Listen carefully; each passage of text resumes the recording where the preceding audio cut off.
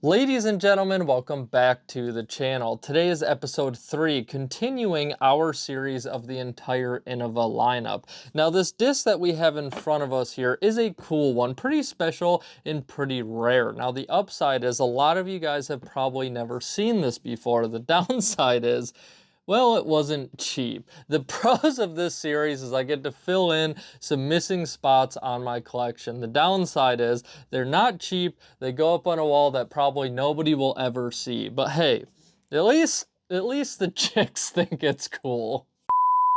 Now, jumping right into it, the year is 1985, and Innova wants to find kind of a partner to the AVR. They want a putter with a little more control, a little more finesse, and they came up with the Coupe, this absolutely beautiful disc here. Now, Innova will say that this disc was quite the success, quite the counterpart to the AVR.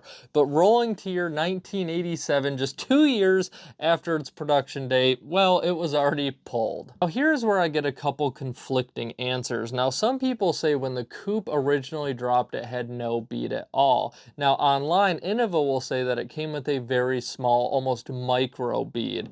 And like Innova does with a lot of their discs, they will periodically do a factory second run and throw the Coupe out there. Now, I have read that the newer versions of the Coupe have a bigger bead. Now, the bigger bead would help with some of the problems that the Coupe had, but this one in front of us, you would have to make a strong argument that there is a micro bead, and this clearly is a very old run, so I think it's safe to say that when it originally dropped, it had little to no bead at all. The Coupe was the first disc to not come in that standard plastic, that standard baseline plastic, coming in a much softer style. The idea is that it would have a softer landing, not so much rolling, not so much craziness going on, but it also probably played a factor into its severe understability and the fact that it did not catch on very well. Very floppy disc can be quite difficult to get the hang of. Now, the idea behind the understable, other than the counterpart to the AVR, was to be a little more user-friendly as they were trying to get more people into the game of disc golf.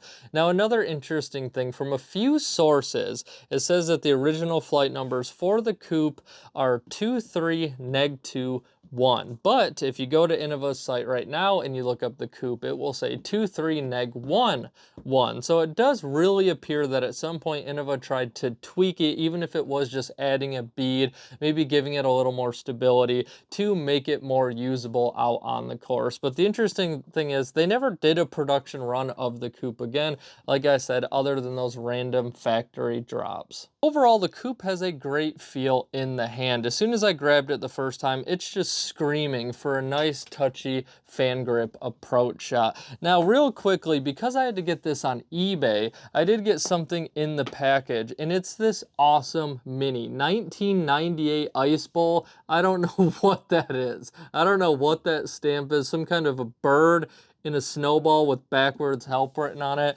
It's absolutely amazing. So shout out to the seller on eBay. And another shout out, guys, as I do this series, there's a guy on Reddit named Isaac Sam. That's where I start with each one of these discs. He has a small description pretty much of every disc ever made. So I do want to give him a solid shout out. If you guys are enjoying the content, please hit that subscribe button, hit the like button, and leave in the comments what you think of the video series so far. Now, that's going to wrap up today's video, and that is everything that you need to know about the Innova Coupe.